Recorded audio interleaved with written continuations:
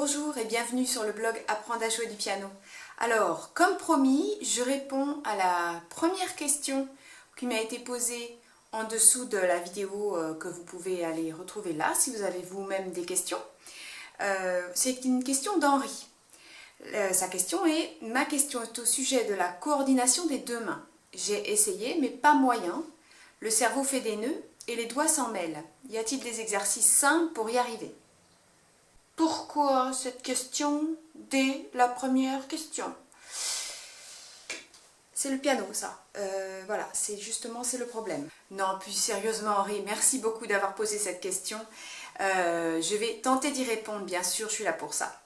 Donc, j'ai un article qui a été écrit sur ce sujet que j'ai essayé de faire le plus complet possible. Donc, vous pouvez aller le visiter ici. Maintenant, c'est une question difficile à répondre parce que je ne sais pas bien à quel niveau vous êtes, Henri. Donc je vais supposer que vous êtes plutôt dans les débutants. Mais c'est vrai qu'il y a plein d'exercices possibles en fonction de votre niveau. Donc je vais supposer que vous êtes plutôt dans les premières années, voilà, entre 1 à 4 ans, 1 à 3 ans de piano. Écoutez, Henri, c'est pas compliqué. Il suffit de travailler main séparée. Voyons, je vous l'ai dit 1000 fois. Non, c'est plus complexe que ça, en fait. Et c'est plus nuancé que ça. Alors, il faut travailler mains séparées, mais moi, je vais plutôt employer le plus souvent possible le terme de mains alternées. C'est-à-dire qu'il faut alterner très très souvent les deux mains. Il ne faut absolument pas, mais absolument pas, que vous restiez une semaine sur la main gauche et une semaine sur la main droite. Ou alors, pas tout le morceau à la main gauche ou tout le morceau à la main droite. Voilà, ça non plus, c'est pas utile, ça va vous faire perdre un temps monstrueux. Donc, ce qu'il faut faire, c'est alterner régulièrement les mains. Alors, il y a plusieurs raisons pour cela. Pour que la mélodie et ce que vous entendez restent dans votre mémoire immédiate, au niveau de l'oreille et au niveau du geste. Donc ça, c'est une première chose. Ensuite, il ne faut pas fatiguer les mains. Et c'est vrai que si on reste longtemps sur une main, il y en a une qui va se refroidir et l'autre qui ne va pas se reposer. Ensuite, une petite remarque pour les débutants. Vous pouvez effectivement alterner les mains et faire par petits morceaux, comme je l'ai dit dans un autre article, par petits morceaux par mesure ou par deux mesures sur tout le morceau. Vous pouvez alterner les mains un peu sur tout le morceau. En revanche, pour vous qui êtes un petit peu plus avancé, même à partir de la deuxième, troisième année, il va falloir se concentrer uniquement sur les passages qui sont plus difficiles, les passages que vous avez du mal à faire. D'accord? Parce que sinon, c'est pas très utile de séparer les mains. Il vaut mieux que vous vous entraîniez à les faire mains ensemble. Parce que c'est une des difficultés du piano. Donc c'est ça. Il y a un moment où il faut s'y coller. Donc ça, c'est une méthode générale, on va dire.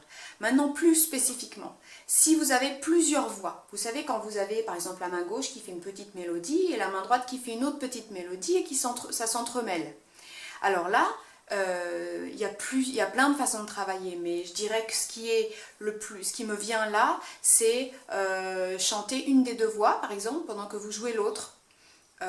Ou alors même vous jouez tout et vous chantez une des voix.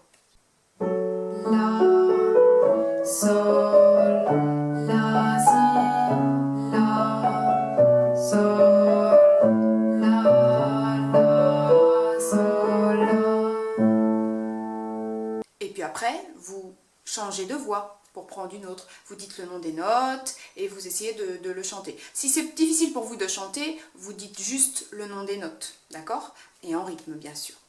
Alors, s'il y a plusieurs rythmes, maintenant, la difficulté de plusieurs rythmes, c'est souvent parce qu'on a une main qui fait un rythme et une autre main qui fait un rythme. Après, il y a plein d'autres cas de figure, mais j'en parlerai dans d'autres vidéos. Donc, à ce moment-là, vous pouvez faire ce qu'on appelle de la polyrythmie. D'accord? Vous faites sur vos genoux.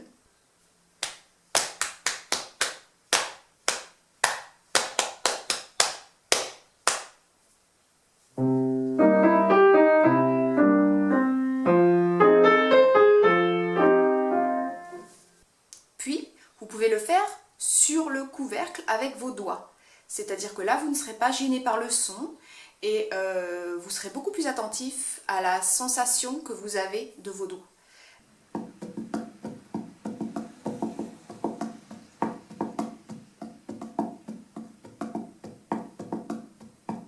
Un autre cas de figure. Si vous avez une mélodie à droite et que vous avez à la main gauche un accompagnement, travaillez la main gauche seule en chantant la main droite avec le nom des notes. La, si, do, do, ré, mi, fa, si, do, ré, la, sol, fa, mi, ré, mi. La, si, do, do, ré, mi, fa, si, do, ré, la, sol, si, do. Maintenant, si c'est encore difficile, alors là, il faut bien que vous compreniez que la coordination, au plus profond, c'est une question de détente.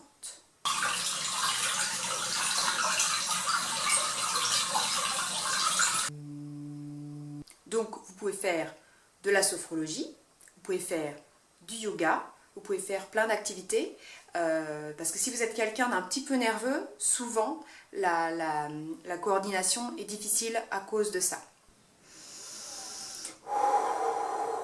Je vais y arriver. Il y a un autre exercice qui s'appelle le cross-roll. Je vous en ai déjà parlé justement dans l'autre article sur la coordination. Je vais vous montrer maintenant comment on fait en vrai, en vidéo.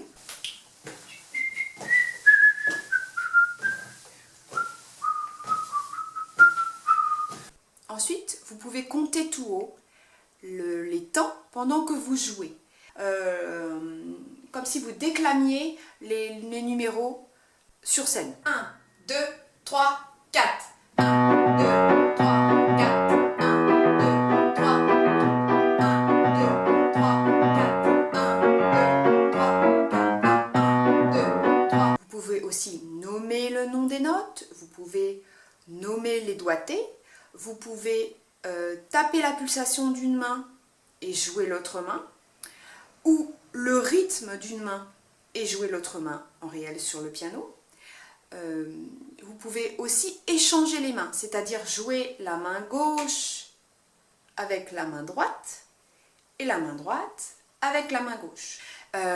Une autre chose parfois qui débloque beaucoup, c'est de mettre, alors il ne faut pas le faire trop souvent parce que ça abîme les oreilles, mais vous mettez un casque sur les oreilles et vous mettez une musique assez forte qui n'a rien à voir, hein, par exemple du rap, du hip-hop, de la zumba, ce que vous voulez, bien fort, et vous essayez de jouer le passage en question.